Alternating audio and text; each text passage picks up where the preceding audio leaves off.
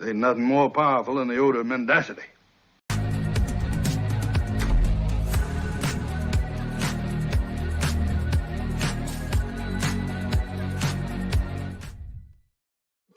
Welcome to Inside the Law. I'm your host, Philip Holloway. We've got a very special edition of Inside the Law today because I am joined by very special guest co-host, Dear Woke Christian, who I want you to all give a big round of applause to as we welcome. How's it going, Jason? How are you, Phil? Thanks so much for having me, man. Thank you so Man, I much. tell you, we've been trying to do this for a while and just hard getting our schedules together, but I'm glad that we were able to do this. And if we're doing it right, we are co-streaming it on both of our channels too. I'm watching it right here. We actually have a lot of, we have some audience Overlap. members that Yeah. like both of our channels. So I think it's a great collaboration and a good way to work together because look, we're all at least following some of the same stuff. And I know that you have been all over today. It was a Herculean effort, I think, for you to live stream everything that happened today on the Friday Follies day of Fannie Willis versus Young Thug.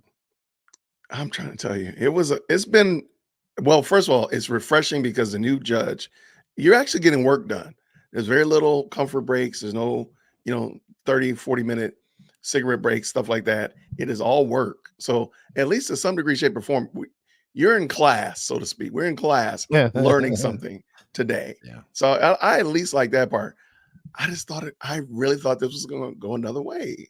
I'm really disappointed.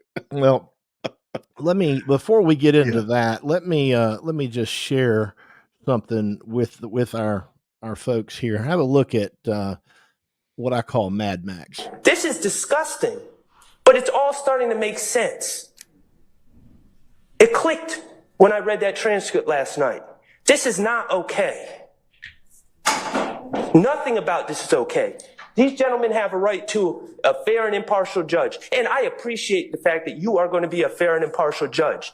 But the reality, Judge, is that they don't have a right to a fair and impartial judge starting on witness 76 of a trial after 9 months or whatever it is. They have the right to a fair and impartial judge from the beginning. And this is absolutely gross and disgusting. And the bottom line is there's a lot more discussions that need to be had about this.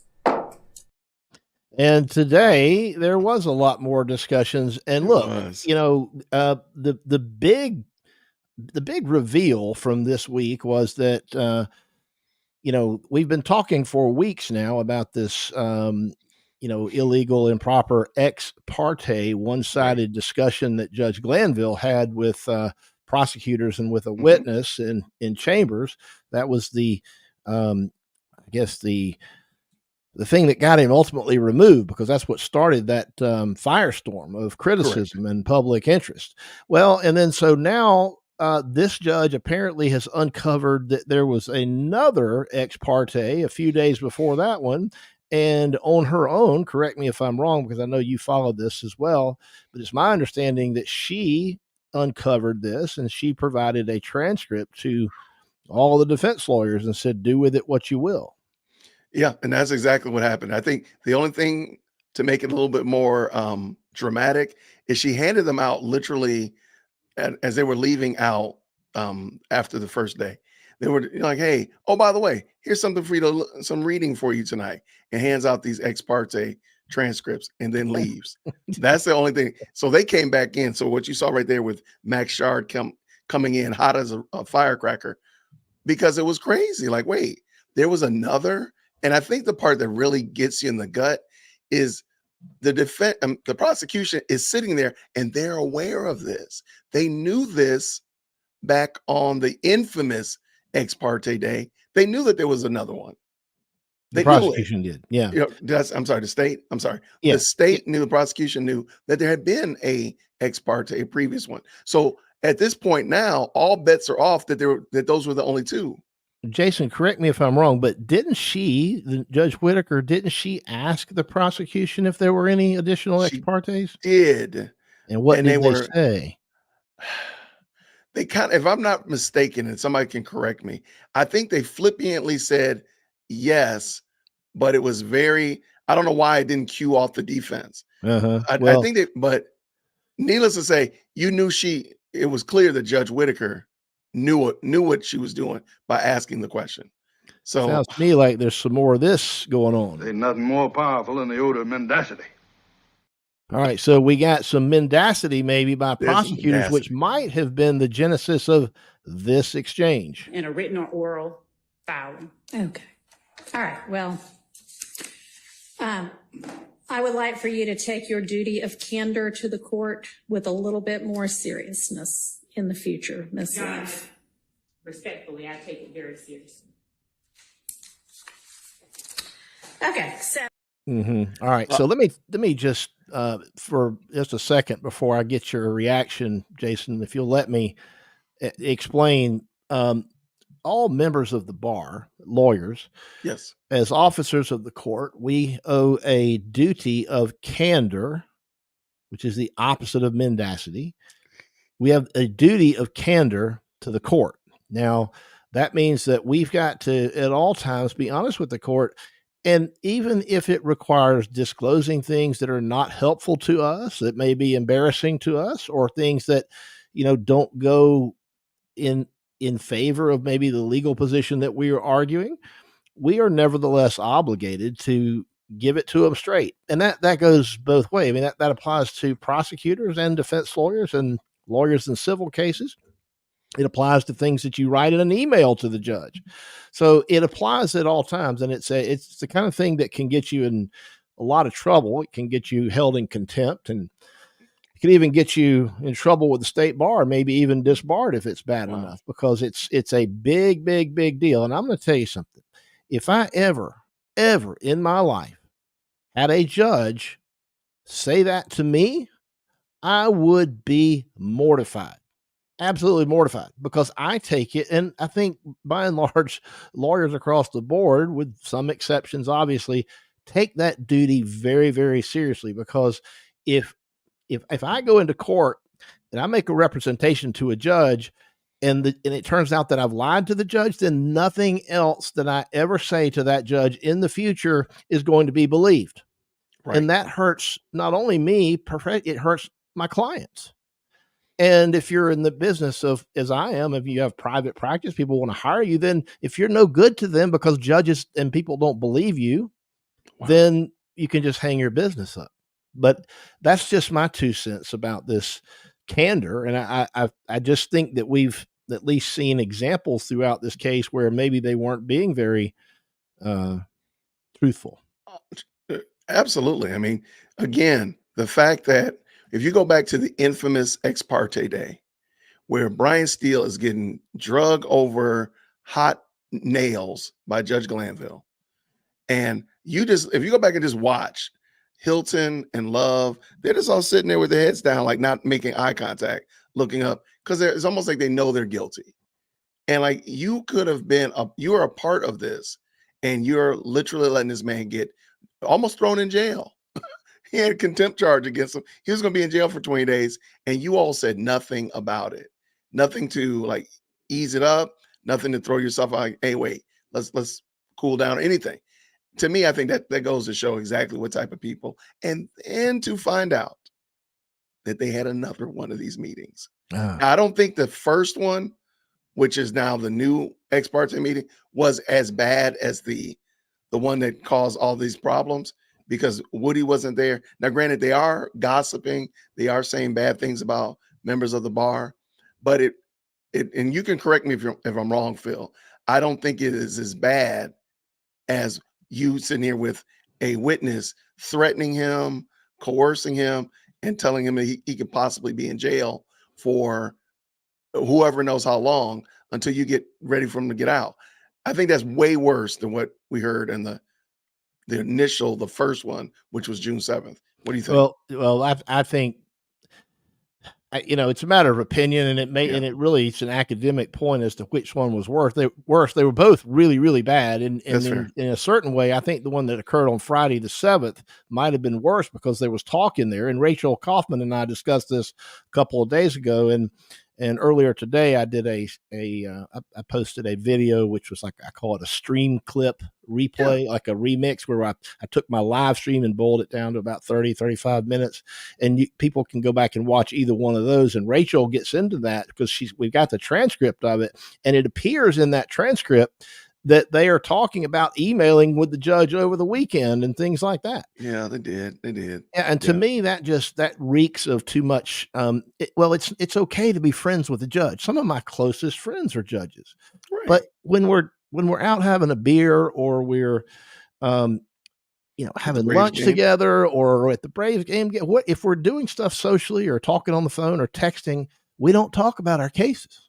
Right. Okay. Because it's wrong. We just don't do it. There's nothing wrong with having a judge that you're friendly with and communicating with him or her, but you can't do it about cases that are pending before the judge at that time. Once it's over, it may be fair game. That's another thing, but you just can't do that. And this, I think, is part of what got our friend Doug Weinstein so worked up because my gosh, he had stood up for Judge Glanville for most of this time until this week. Have a look. What I do know is that I have been arguing with people for 18 months that Chief Judge Glanville was doing his best, that he was trying to rule to the best of his ability based on the evidence and the law before him. And now I have been made to look like an idiot. Yeah. So he found out about this other ex parte, and he supplemented his motion for mistrial, and I don't think she's ruled on it yet. But that's what I'm sorry. That's a note I have. I'm sorry. Okay, go ahead. You got some questions. Let's just get into it because because I was wondering look, Jason and I were talking about this offline before we went live, and he has a bunch of questions, and I told him to just save it and let's just do it live. All right, let's do it. All right, so I got 4 questions I really think, in my opinion, kind of sterilized down everything that we've talked about. Phil, what in the world is Judge Whitaker doing?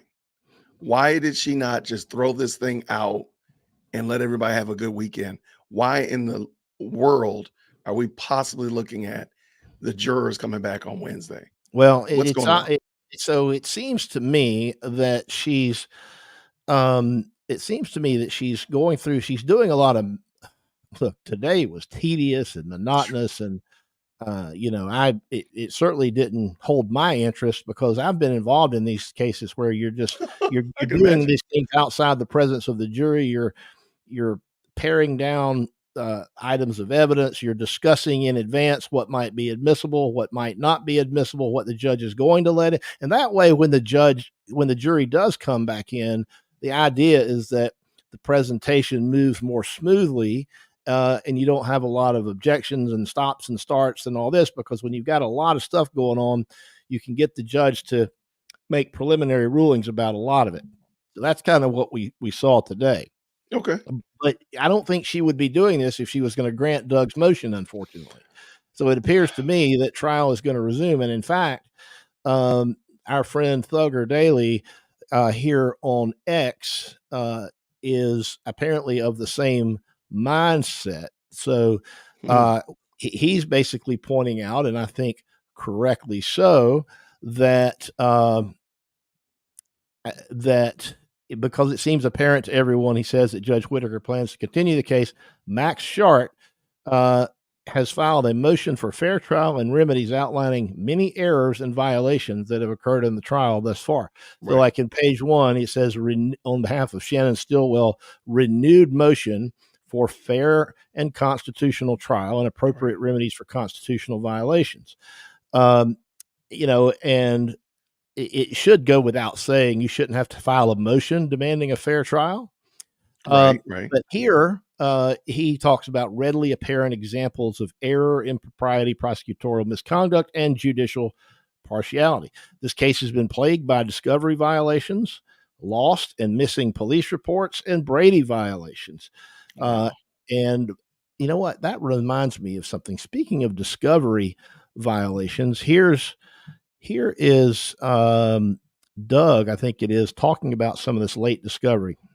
After months of me complaining about late discovery from the state, which should have been produced in December of 2022, when another terabyte or so tranche of discovery was produced to us, I begged Chief Judge Glanville to put a hard deadline on the discovery being produced from the state. He refused to do so. And you know what Judge Glanville's response to me was when I will tell you. I will tell you what his response was. If this was a civil trial, I would keep this out. But since this is a criminal trial, it's coming in. If this was a civil trial, if it was about money, I would keep it out. But since it's only about Mr. Kendrick's life, that last part obviously wasn't in there. But if this is a civil trial, I would keep it out.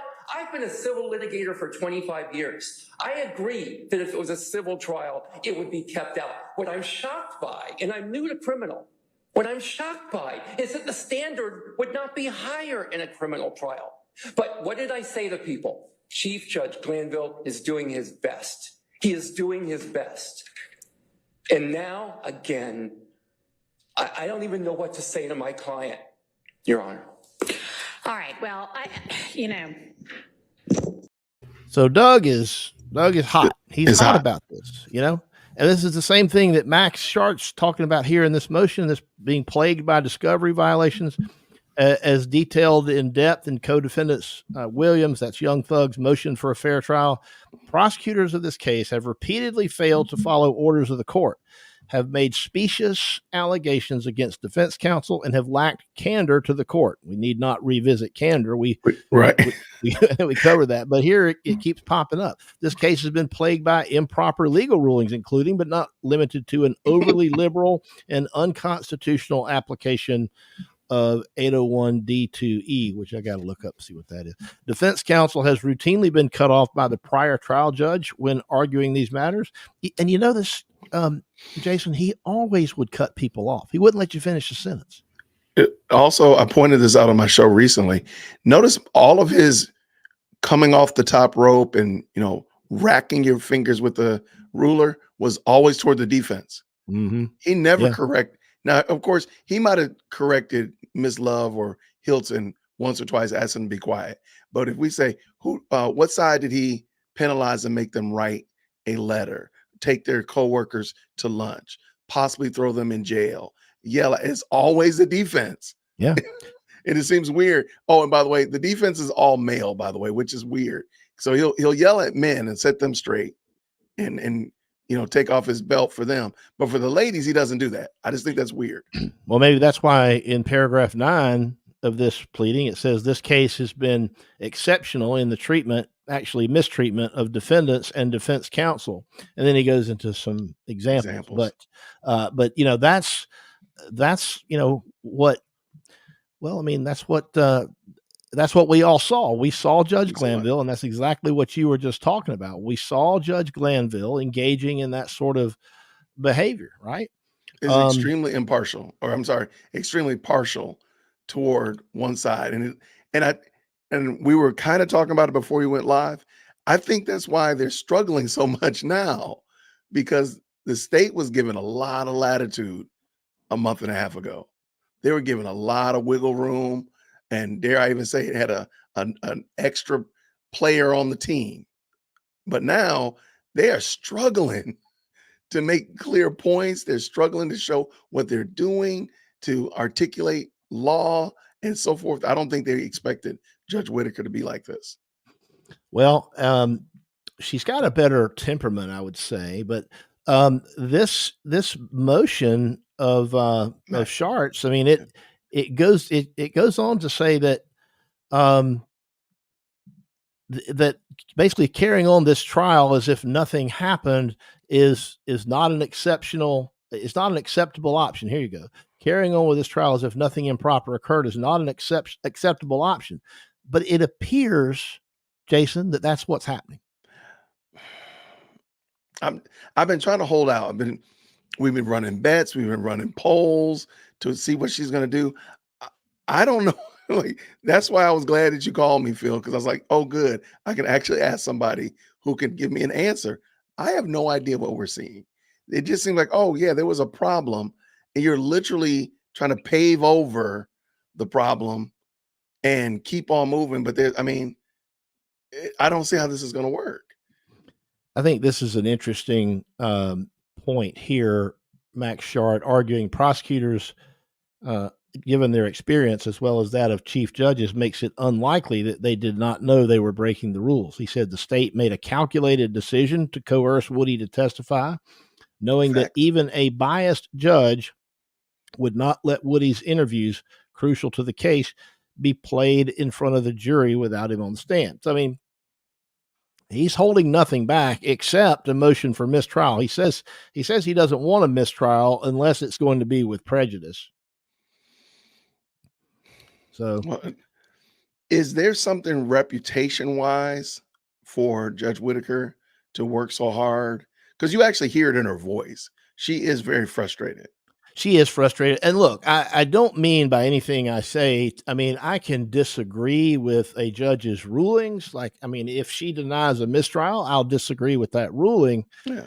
But that being said, she otherwise appears to be giving it her best effort. I mean, to try to get the case on track and get it completed. And I wonder if I wonder if there's not some sunk cost, what's it called? The sunk cost analysis. Sunk cost analysis, where it's like, we put all this time and all this work into it.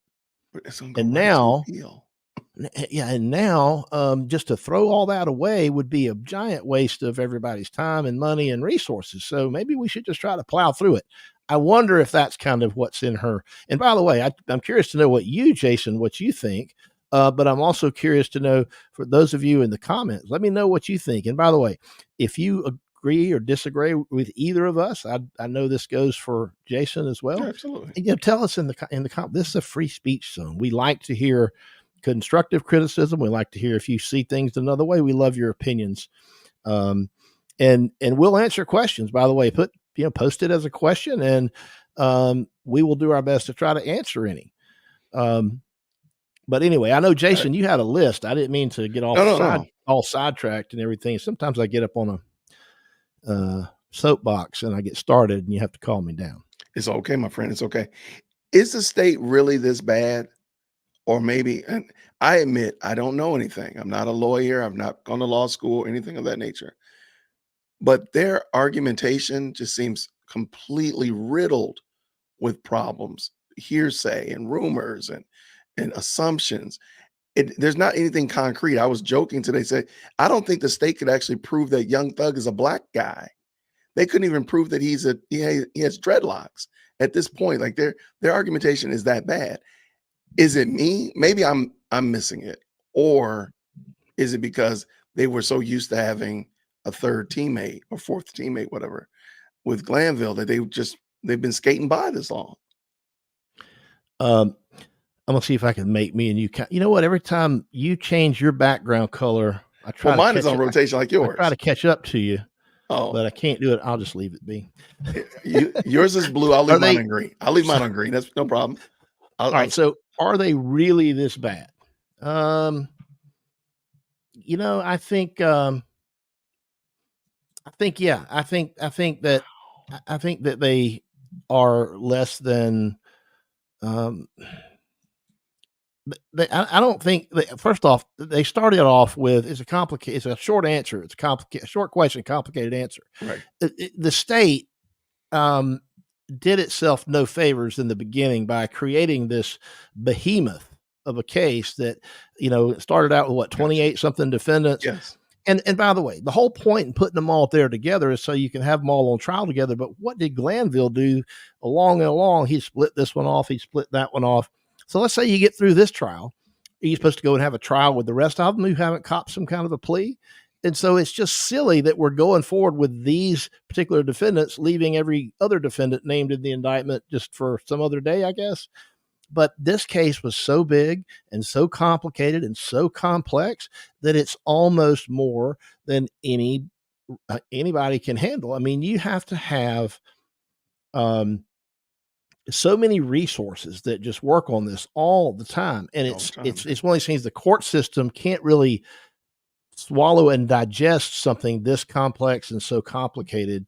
And so the prosecutors, I think, started out making that grievous error. They should have carved this up into really small pieces. I'll tell you a real quick story. When I was a prosecutor, brand new prosecutor, not a brand new lawyer, but pretty new to prosecution, I had a investigator from one of the law enforcement agencies in my jurisdiction come into my office. He had like 8 giant banker's boxes of this case. He's like, well, we got us a RICO case. I'm like, all right, what we got? So he starts going through it, tell me about it. And I'm looking through, and it had to do with embezzlement and some stuff. And I started looking through it. I'm like, is that do I see a forged check you've got right there? And is that another forged check?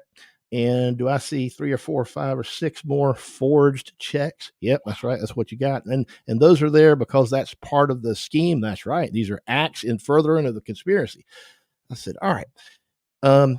Thank you. I'll take it from here. Have a nice day. And he was a little bit surprised, but I just took those 6 or 8 checks that were all forged, and I created an indictment that had forged checks times 6 or 8.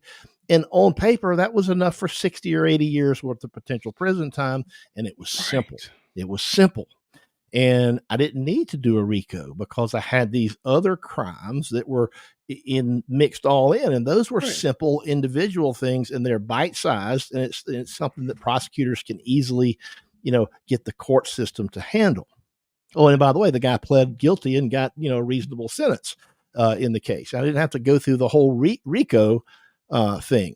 So I think they did themselves no favors from the beginning by starting off with this big gigantic. Yeah. And I think it's so big and it's so complicated that they just are, they're lost they can't see the forest for the trees sometimes. And I think it shows in their level of preparedness, in my opinion. So I want to add an example there. Everybody knows I'm a former classroom teacher, and most school teachers are starting, around the season. Most of them, if they're a good teacher, they start with, they start with the end of the year, on May, whatever, little Johnny, little Sally will know this. And they just work their way back. And whether it be you're in an upper grade where you have like a milestones test, or you just got little Sally, little Johnny in kindergarten, you just want them to know how to read, whatever it is, you start backwards from that. And you have milestones that you're going to accomplish each quarter, each month, each week, whatever like that. And you have proof and evidence that you've done this so that you can show mom and dad, this is why little Johnny, little Sally will be going to the next grade, or this is why little Johnny and Sally need to consider staying here one more year, whatever. So you know it because you worked backwards from your goal to here. I have no idea what the goal was of this RICO case. It was entirely too big, as you said. It's almost akin to saying, hey, we're going to take little Johnny and they're going to be NFL football player in so many years. Like, well, wait, little Johnny's in kindergarten. Like, that's just too big. And I think you're right. They could have done something much smaller, could have got the same result or a similar result at least, and been done with. So I like the way you did that with the banker's box. Forged checks. Yeah. And that when you indict this case with these particular defendants, they've got money, and they're going to go out and hire lawyers that are very, very well prepared, sharp lawyers. Brian Steele's one of the most effective. He's very effective trial lawyer, but he's also a rock star appeal lawyer. So when you look at the motions that he files, he might use some language that is superfluous. And one judge called it hyperbole, but it's very effective. And you need not, a judge is doing him or herself no favors by taking his pleadings lightly, because he's setting up, he's playing a short game. He wants to win right now, but he's also playing a simultaneous long game. In the event of a conviction, he's going to be ready on appeal. So some of the language he's using in his writings are not for right now. They are for in the future. Am I understanding correctly? Say that again. I said, so some of the writing some of the motions and the writings he's doing is not really for right now. It is in, if ever I need to, in the future. Is that fair Yeah, to say? he's laying lots of traps for the Okay, future. gotcha. I saw this question pop up and I thought it was interesting. Are lawyers allowed to date the opposite team Oh my gosh. uh, during a trial or case? I don't see why not. Really? I I think would I think I've seen it before. I'm trying to think when, but to just because date we're on the them? other side of the same case doesn't mean that. Look, just doesn't mean we're enemies. I've That's had fair. cases where we have a trial, and once the trial's over, jury comes back, we all go hang out and get a beer, and you know, we go with the prosecutor or go with the other side, and we just you know enjoy each other's company a little bit, just as lawyers, as colleagues, not Interesting. as enemies. Now, yeah, it gets heated, and there are some lawyers that would wouldn't want to be caught dead socializing with someone from the other team because it gets really combative sometimes. But it's For not at sure. all unusual for lawyers to be very um, collegial and friendly with each other, notwithstanding the professional job they've got to do in court. Okay. I was gonna say no. So okay, I got you. All right. So Phil, I got okay, another question. What in the world is artful and how is that different from candor? Am I I'm sorry, Artful, inartful. excuse me. So if I'm inartful, that would mean that I have not described something in the best possible terms. Maybe I should have chosen a different word or a different adjective or a different Well, description. Maybe my effort to describe something to you, Jason, maybe my effort in answering your question is inartful, I see and I what you could did do there. I it see what you better. did there. But but if I'm lying to you Oh, in my answer, I'm not approaching this with candor. Does that make gotcha. sense? Oh, it makes perfect sense. So can I Most of say the that things I say are inartful, just by the way. is it possible to say that the likes on my channel right now are inartful? Is that fair? It might be that the likes on your channel are lacking, and I want everybody. There's 717 people here that I can see, and I want every one of you to hit like whichever stream you're watching, and then open up another browser and then go like the other one as And do well. another one. There we go. I like how you thinking. Yeah, so we want you to like and we want you to subscribe, by the way, to both of these channels, Absolutely. because that's what helps the algorithm. It helps other people who might be interested in this content. It helps us find. It helps people find these channels. Here inside the Jason's channel, I'm gonna let you describe what yours is about. Mine is about um, the justice system. We take people inside the real justice system. We Mhm. use cases that are in the news, like this one, to see what we can learn about the real justice system, whether it's the good, the bad, or the ugly. Sometimes it's the ugly underbelly, like unfortunately we're seeing in this particular trial here. So that's what Inside the Law is. I've been doing this, well, in one capacity or another. I've been in the criminal justice system more than 30 years. And so I don't have all the right answers, but I've got some, I guess, perspective that I can share, and hopefully we can learn like we're learning today. That's what my channel's about. And so if you like that kind of stuff, or if you know somebody that does, tell them to, show Check them you this out. video, show them the other videos on my channel, and bring them in, because that helps us both. But Dear Woke Christian, that's Jason's channel. You just describe. I'm not going to describe what your Absolutely. channel. You tell them. I most certainly will. My name is Jason, and I am a retired classroom teacher here in Atlanta, Georgia. And I like to give social and political commentary from a Christian male perspective. And so I like to discuss these topics. And so you can tell why I like talking about this young thug case, because it's right here in my backyard, almost sort of kind of. And I like to discuss them and just kind of look at some of the things that we are, as Phil and I are kind of parsing through today, just kind of things that stand out, the things that kind of don't make sense. We just ask a bunch of questions. And thankfully, I've met people like Phil and countless others who are willing to help give insight into those matters. So that's what I do over there. And we talk about things, of course, from politics to social issues. And of course, now we're looking at the judicial system. So that's what we do over there at Dear Woke Christian. And by the way, in both our descriptions to this video, there's links posted for how you can support the respective channels, because in my situation, this is I mean, I have a full-time job. I would love to do this full-time, but I can't. I'm not there yet. I'm still trying to grow the channel. Right. But your support that you provide, whether it's in the context of a super chat or a super thanks if you're watching on replay, or even following the links right down here below the video, there's links there to support either or both.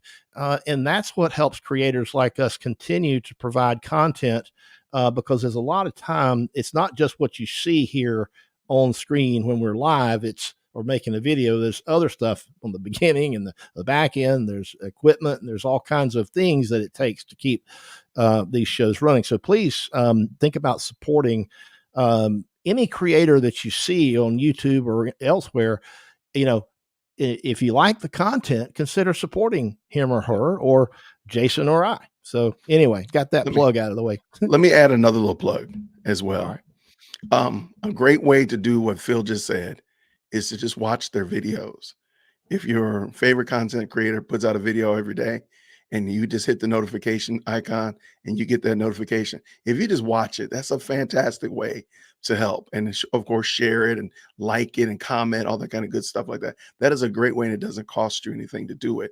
But it's a fantastic way, and it does let us know that what we're doing actually has value and that you all appreciate it. So just, great way. Watch the videos as well. So appreciate it. Pretend Judge.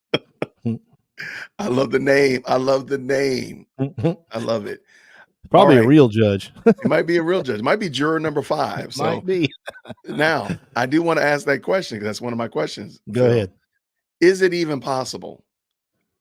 Is it possible for the jury to come back? I can't wrap my mind around the fact that they think these jurors don't know anything about what's going on for the last almost 2 months.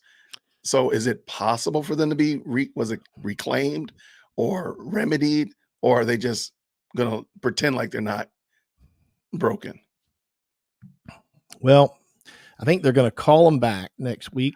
Okay. And one of the first things they're going to have to do is figure out a way to explain to them the new judge, because if they followed the last instructions they heard from Judge Glanville, they've not watched your channel. They've not watched mine. They've not watched the news. They've not read any media about this whatsoever. That's a big if, right? So that if is humongous. So assuming they followed the judge's instructions, then they're going to need some explanation as to why they see Judge Whitaker up there. Right. And so I think they'll just find some generic reason. It was necessary for, for there to be a change without any explanation. I'm Judge Whitaker. Let's go. So I think that they will probably not say much about it other than acknowledge it, without giving a whole lot of detail. It's not like you can say, yeah, the other judge was doing all this shady stuff, so we had to boot him off the case. You can't say that.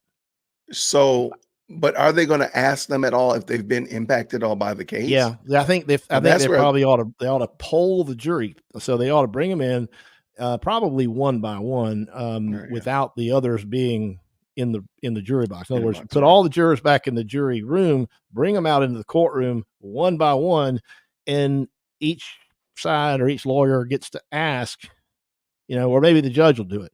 Will ask about whether they've heard anything, what they've heard, how they've heard it, and then they'll have to make a decision. They've got some alternates, and if you got some that have been, in my live chat every day, unbeknownst to anybody or something like that, then they can be excused and they can be replaced with an alternate. But you've also got to poll the alternates too. You got to figure out if you've got enough jurors there to keep going.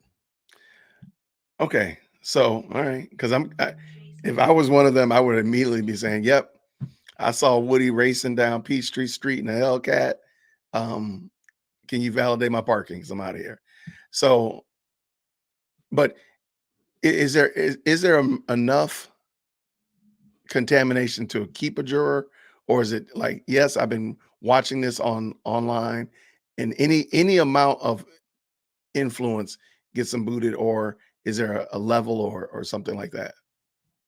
Yeah, you have to. It's going to be specific depending on what they might say. Right.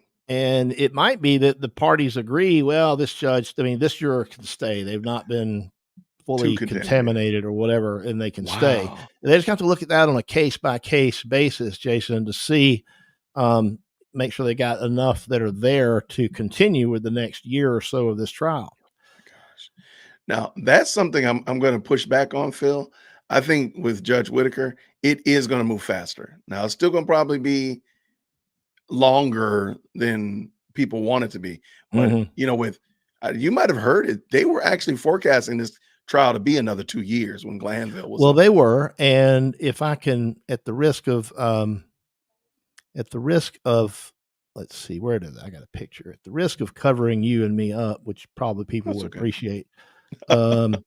We've got, so she says court's going to begin at 8:45, you know, every day promptly. If the defendants have any of their lawyers present, no more eating in court, no extensive wardrobe, asking to minimize disruptions in court. Defendants cannot be using headphones, and also she says no gaps between state's witnesses. So she's laying down the law, no pun intended here. She is seeking to have this case moving on as quickly as possible. Yeah, I think that's going to be the only saving grace if this does, in fact, if the jury does come back on Wednesday, is the fact that this is going to start moving and grooving. Now, I don't know, is that going to become contentious? Because I'm sorry, the state still doesn't look like they're prepared. Yeah, they're going to have a hard time keeping up with her. They're going to have a hard time because she said, well, if what did she say? If Mr. Copeland, after him, who's coming next? Yeah. And Adrian Love stood up, and I'm sorry, I've had enough students stand up and give me book reports and give oral reports to know when they're just kind of freestyling. And she was freestyling. Yeah. Like you have no witnesses playing. Like you had all of 30 hours this week, plus however long it's been since the recusal to now moving. It has almost been like 10 days.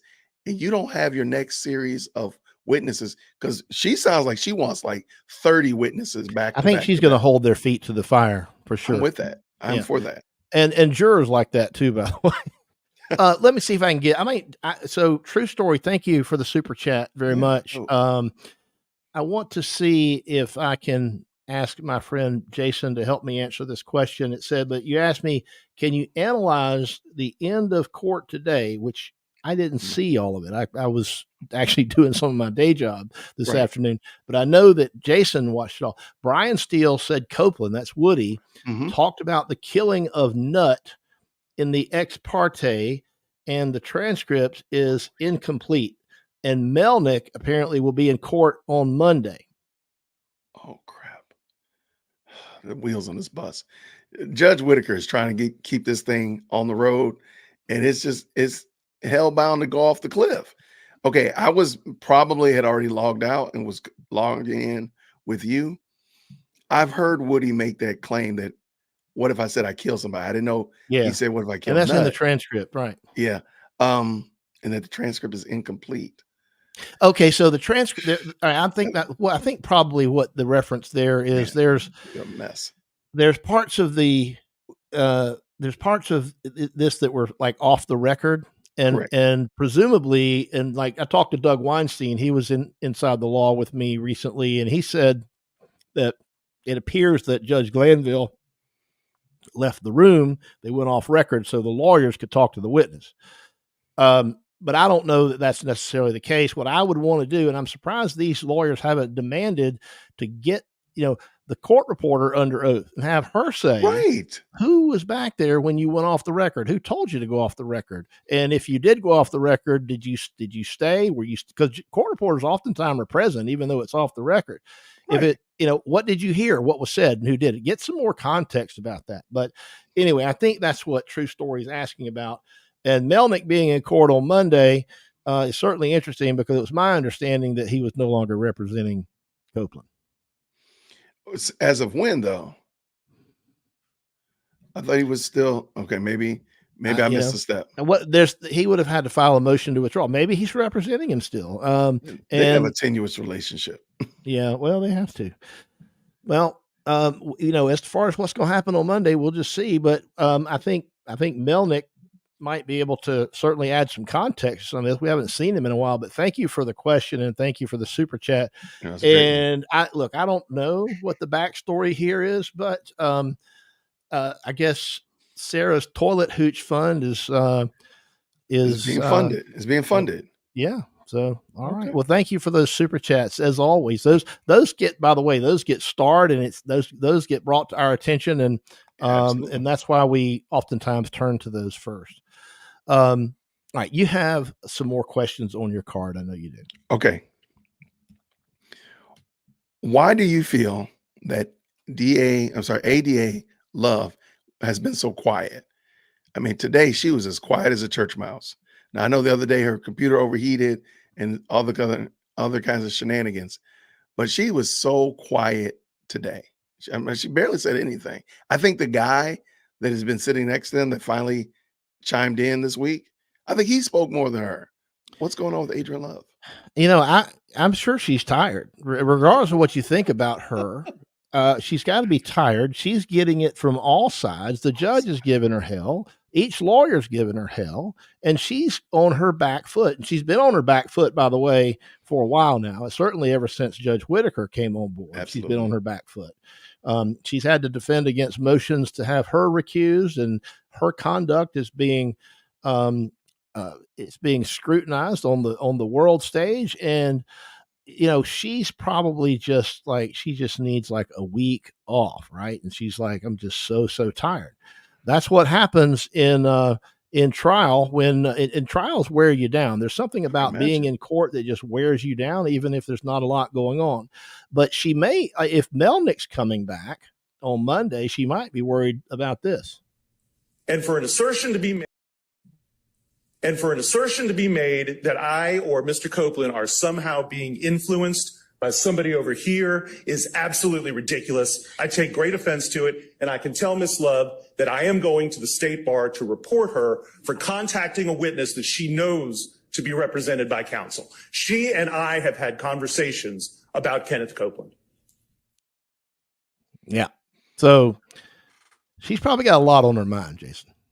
Is it fair to say, like this whole, I was joking about it, saying Melnick and Copeland have a tenuous on and off relationship, but is it common practice that attorneys get, moved from client and they keep coming back and coming back, and you don't know if he's your client this week because he was last week? Is that common? And then also, shouldn't the state have just kind of assumed and reached out and asked rather than try to move on forward with that? What do you think? Yeah. Well, so a lawyer's once you file an entry of appearance in the case or you undertake to represent a client, you're in it for the duration unless you get the judge to agree to your removal from the case, Right. or to withdraw. So you'd have to file a motion to withdraw. Like sometimes I'll have a case and let's say I would negotiate a plea. Somebody goes on probation.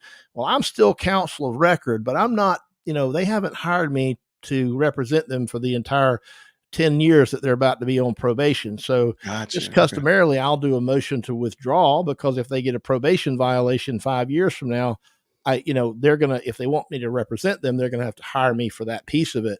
So, unless you get an order allowing you to withdraw, you are counsel of record. And so what we don't know is if there's been any such withdrawal order. And maybe that's why he's coming back on Monday, is to see about getting an order to let him loose. So you can't just say, "Oh, I'm no longer representing." Yeah, you can't just say, "Hey, peace out, I'm leaving." You know what? I'm tired of you, Jason. Goodbye. I mean, we want to sometimes. We do. I can imagine. We can't. I can imagine. Okay, I think that was the end of my questions. The end of your questions. All right, thanks everybody. We're out of here. Have a great night, great weekend. Well, you got to be tired. You've been watching this all day. I'm sure you're worn out. I'm a little tired, but I mean, it's interesting. And of course, the live chat is amazing because having people to watch it with you. If I was watching this by myself, I would have been done. But having other people watching it with you, hearing their insight, they're asking questions, they're giving suggestions, and such like that. I think that's the part that's encouraging, that I like so much about it. Because man, it's crazy. This is literally crazy. But I love the way that you expressed it, Phil, because I do believe that RICO cases should not be up to the cities or the counties to run. I think they should all become federal cases. And because this right here, but I did hear, I cannot confirm it, but it makes sense that Paul Howard had the opportunity to file these charges back when Paul Howard was the DA, but he didn't think it was strong enough. And he told Fonnie Willis that this was not a good case. That's why he never moved on it. Well, But I don't know. There's no love lost between those two either. Willis hated her predecessor with a passion, even though she worked for him. So if he tells her that it's not a good case, that's probably a good inspiration for her to go ahead and indict the case. We ran out of super chats that were starred. So I scrolled back through the and I found a question here. Ron asks, so money wasted, better when appeal is lost. Let's see, better when appeal is lost. This trial is like owning a boat, sell it. I think I understand the gist of what Ron is saying. It's sometimes it's time to fish or cut bait, and it's time here to just stop putting good money after bad, right? Cut your losses, mistry the case, and move on, because you can't salvage this bucket of crap that we have. It's just unsalvageable, in my opinion. Jason, do you think, I agree 100%. Do you think that Judge Whitaker is trying to show her ability to get this ship upright, to bring it into harbor, because she's a masterful judge that's able to herd these cats and get this thing moving in the right direction, and so she can move on to the next role? Because at the end of the day, a mistrial, if she just declares a mistrial, they're going to do it all over again. They get a redo. Unless it's with prejudice. Now, if she adds prejudice to it, it's over, it's done. Now, of course, the defense will be happy about that, but it doesn't show that she's able to take a horrible case and make it right. That's the only thing I can think of. She's really trying to square this peg and get this thing to some degree of looking like a real case. Because right now, it looks like a complete and utter group project. Well, I tell you, I think that might be right. I think she is going to be better. Oh yeah, and getting this thing going. If I think she'll do better moving forward. I think we'll see a more efficient process. And look, this is not the last motion for mistrial we're going to see. We're going to see, we're going to see others, because the systemic problems that have existed all along, they're still there. Right. And even if she denies this mistrial, maybe the next time let's say she's had 2 more weeks of seeing the dirty underbelly of this case. Okay. The onion is being peeled back, and it's starting to, get to the rot. Yeah. Did I say lemon? The onion's being peeled back, and it's getting smellier and smellier the whole way. And maybe 2 weeks from now, she looks at this case very different. And so maybe the next time she sees a motion for mistrial. So you just don't know which way this case is going to go. Anyway, go ahead. Is it possible? Because she has not responded to all of those motions. I want to say there's 2 still out, motions for mistrial. Is it possible she can let those sit on her desk and kind of give it those 2 weeks, and then she says, "Oh, let me go ahead and get those off my desk"? I mean, that's a possibility. I mean, it appears like maybe she just hadn't made up her mind, and she says, "Okay, while I'm considering these things, let's go ahead and get some other work out of the way." Maybe that's what's going on. But I tend to agree with Thugger Daily, who says on Twitter, he says, or I think it's a he. It's an anonymous account, but I believe it's a he. He says that by what he saw in court today, it seems like she's just preparing to move forward. Okay, so you might not have heard my theory on this. My theory was that the reason she's going through this is so that, because she had the motions that literally were on her desk the first day that she came in, but she didn't have the background knowledge of what we've seen for the last 100 days, all the shenanigans and hijinks. She didn't see Woody and Bean and all that kind of stuff that was happening. She just had these motions, and so she couldn't. I'm just trying to put it out on her. She couldn't say, "Let me declare a mistrial because of these motions." But now she has a lot of evidence. She has a lot of evidence this week that the state is completely unprepared to try this case. And I don't know if she needs evidence next week also to add to it, but then she can make the decision and say, "Yeah, I think this is a bad case. And I now have proof of it. Not only the motions from the defense, but also the fact that you don't have anything prepared and you're going on hearsay, you're looking at rumors, you got all this kind of foolishness going on. Now I can say this is a bad case of mistrial with prejudice. What do you think about that? Yeah, I think, I think that's plausible. And at this point, we can't rule anything in or out. Nothing's out. Yeah, I mean, she may very well spend the weekend thinking about this. Maybe she'll watch our streams, Jason. Maybe she'll watch. Maybe we will be able to persuade her. Judge Whitaker, if you're watching now or on the replay, we urge you to do the right thing and to grant the mistrial with prejudice. All right. Absolutely. But the thing is, she actually had to put our YouTube links in the appendix of the motion, wouldn't she? Like I watched Phil, and Phil. Well, I mean, me. Yeah, maybe it would be nice, but anyway, I would settle for her just watch any other streamer out there who says the same thing. I just look. This is what we. And you know what, we did talk about this, and I'm glad that I remembered because it was. I don't know if you had it on your sheet of questions, but we talked about right when you joined with me before we went live. We were talking about, is the concept of guilt or innocence of the accused getting lost in this discussion? And the answer is it may be, but the other part of that answer is we don't get there. We don't get to go there yet. All right. Unless or until there is a full and fair trial for the defendants where the prosecution carries their burden of proof beyond a reasonable doubt using legal evidence, lawful evidence, admissible evidence. Unless those things happen, the jury doesn't even get to consider the issue of guilt or innocence. The judge shouldn't be considering the issue of guilt or innocence. And it's irrelevant. We are only talking about, would you know what? I have really glanced at the indictment. I don't really know what each and every little bitty charge is in this case because it doesn't matter, right? It doesn't matter for our purposes. We are discussing the process. And if the process isn't fair, and this is not a left or a right-wing Republican Democrat idea. This is an American idea. It's built into our Constitution. Right, absolutely. Our soldiers have fought and died on battlefields all over the world for, among other things, for these principles. You are presumed innocent. That means that the state must prove you guilty beyond a reasonable doubt as to each and every element of each crime charged. And unless they do that, we don't get to talk about punishment. And if you just gloss over that and say, oh, well, we don't like who the defendant is, so we're going to give the prosecutors and the courts a pass to just do whatever in the hell they please. Can't do that. Can't do that. It doesn't work that way. And we want people to have confidence in our justice system. And they're not going to have confidence in it if it's not fair. Very good.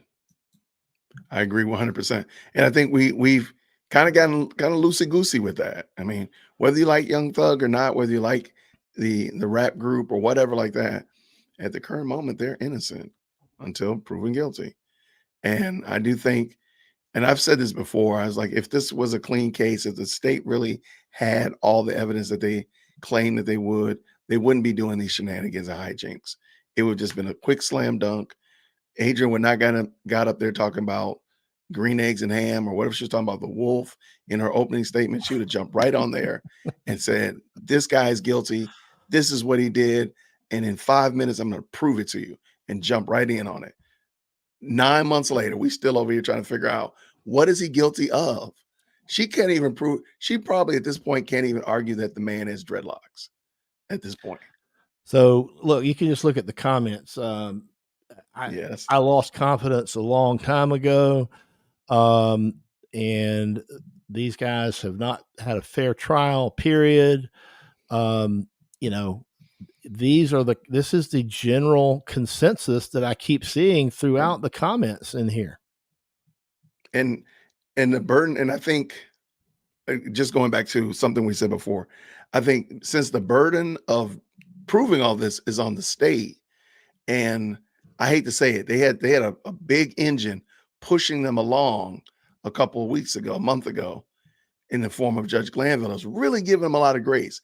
Now they've got to prove stuff, and you hear a lot of country snark from Lady Whitaker in the fact that when she asked Adrian Love, do you know what your job is? And make sure that you keep your candor up. And what does that have to do with this case? Yeah. Those kind of things like that. You had never heard that stuff before. Now they're like, I really think you gave a good example. They're on their back heels. I think the whole team is on their back heels because they're getting pushed back when they were before, just kind of easy like Sunday morning because Glanville was pushing them forward. Well, now Glanville's not there and they're falling back. I hate it because I'm like, these gentlemen are wasting resources if this goes to mistrial next week, there's still time that they've wasted. If it goes all the way to a verdict and it gets turned over in appeal, that's still resources wasted when it could have just been turned over right now and just cut bait and bait and run. Yeah. So like Fletch asks a good question. If the judge denies the motions for mistrial, what recourse is there? Well, the recourse is to put your big boy and girl pants back on and keep working and advocate for your side. And you keep going until the trial's over one way or another. And if you think the judge was wrong in denying the mistrial, then it becomes part of the appeal. But look, it's not like that appeal is going to start next week or a week after it's going to take, it might take a year or more just to prepare the transcript and everything for the record that goes up on appeal. And then, this appeal could take years and years and years and years. So you've got it. That's why they're trying to win it. You don't put all your eggs in the appeal basket. You can't forget about it. You've got to also play that long game. Right. But you've got to do everything possible from the defense side to win the case at the trial court level, because otherwise, and by the way, most appeals are unsuccessful. Right. Most appeals are unsuccessful no matter what side you're on. So right out of the gate, you know that you don't want to put all your eggs in that basket, but that's all you can do if the judge denies the motion. It's kind of with you saying that, it makes it actually worse that Judge Glanville told Brian Steele, well, you can just take this up on appeal. As if going to. By the way, when Judge Glanville will be, 95 years old and, so. Right. Like, oh, just go pick up some bread from Publix. Like, as if you're just going to go do this next week. That's crazy. Yeah. No. I think that's also why the certificate for immediate appeal is so valuable. But also, like, look at the election interference case. Look how long it's taken them to get to appeal. Like, it's pretty wild, and they're not going to even hear it until December. Oral arguments are in December. Yep. So it's crazy. And that case is essentially on hold. Right. CJ points out it's the longest appeal. It's already the longest trial in history, so it makes sense that Georgia history, the appeal will take forever as well. But Judge Glanville was just a little too aloof when he kept saying that. In my opinion, you just look. It's pretty damn inconsiderate to say, well, if you don't like my ruling, just take it up with the Court of Appeals, when you know that it's not going to any appeals court for a decade or more. Right. Anyway. And you're the one that can resolve the issue immediately versus take it to somebody else who doesn't know that they're going to have to, like you said, takes a year to get the transcripts together, so on and so forth. But you're right here in front of me. You can resolve this issue right now, Phil. I don't need to take it all the way and wait to take it to somebody else. You can just resolve it right now. But I think you're right. Whoa. Yeah. At one point they did have like 700 witnesses on this. I mean, so that right there tells you that, it tells you that the case is absolutely probably broken beyond repair. It just can't be fixed. But I want to take a minute before we have to go to talk about the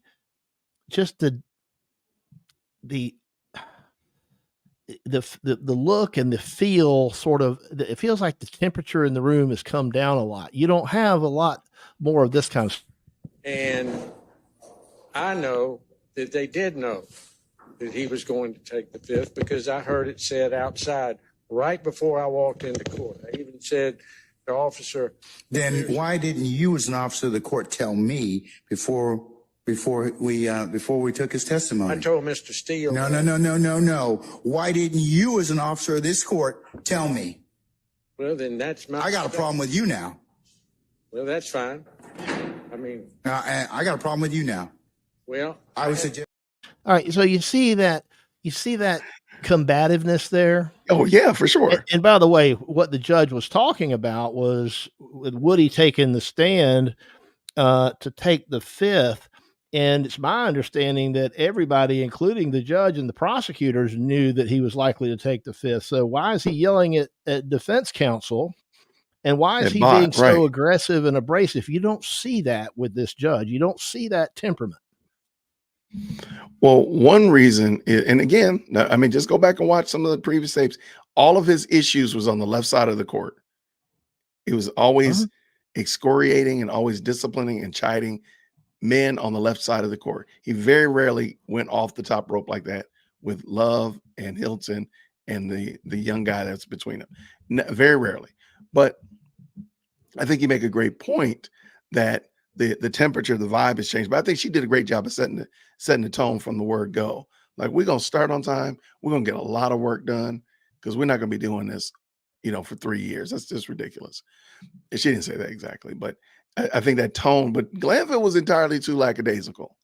In my understanding, his courtroom management and time management was just not on snuff. And I think we're seeing that the compare and contrast is huge. So now it is funny though, because Judge Whitaker was complaining about it being hot in her courtroom today. And I don't like a hot courtroom is the worst. It's a hot day here in Atlanta where you and I both are. And you've been working hard all day. I've been working hard. You got any good plans for the weekend? President Firstborn, we got to finish painting her parking spot at the high school. So we're going to go do that. You have a senior or something? She's a senior. Senior. That's what seniors in high school do. Mine's a junior, but yeah, you got to paint that. You got to paint that parking spot. I've never heard this before. But this school has a lot of traditions. I've never seen a high school with this many traditions. They rival colleges and their college homecoming traditions and such. This school has so many traditions. So anyway, we're going to go paint her parking spot when the sun goes down because it's in a wide open space. There's no trees around it. It's just hot. So we're going to go do that. And then I'm just going to hang out with the family this weekend. You know what we're not going to see, by the way, anymore in this trial? Oh, hold on. I have no idea. You're going to say something ridiculous. Go ahead. You're not going to see this. Man, can I get a water or something? I'm so high right now, y'all. I'm about to go to sleep on y'all now. I ain't gonna tell you no lie. Yes, you may. We're gonna take a break. Hang in there. Yeah, you're not going to see any more high guys taking. If they do show up and they're high, Judge Whitaker's going to throw them in jail like what Glanville should have done. But that was one of the states. When the case starts out like that, it's going nowhere good, Jason. Nowhere. Oh, that was another thing. Like, why is so much of this case hinged on Kenneth Copeland? That just seems like extra problematic because Kenneth Copeland at one point was one of the most violent criminals of Georgia, right? Oh, you mean this guy here? I don't recall any conversation with Detective Thorpe. I understand you can slow it down, but I'm gonna keep asking you these questions. So, do you recall texting or telling Detective Thorpe that another guy called you and said that those people were just lying? I don't recall. Why was so much built on him? Like literally star witnesses. It's just look, if it weren't so sad in so many ways, it would be comical. I mean, really, there's men's lives hanging in the balance, and this guy is going syllable upon syllable. Like that's crazy. All right. Well, look, I think our time together has come to an end, Jason. I want you to have a great weekend painting your daughter or I guess you say it was your daughter. You got Yeah. to Oh, paint yeah. that Yeah. parking spot. Yeah. Yeah. And all of you in LawTube, YouTube land, enjoy your weekend. And thank you for joining both Dear Woke Christian and I here together for this joint presentation today. I love it. Jason, you got anything else before we go, buddy? No, Phil, I want to say thank you as a host to host, content creator to content creator. Thank you so much for being gracious and reaching out to me today to do this. I'm glad we did this, man. We must do this again. This is a lot of fun. So we will do it. and until next time, we'll see you right here inside the law or with Dear Woke Christian or both. Have a great weekend, everyone.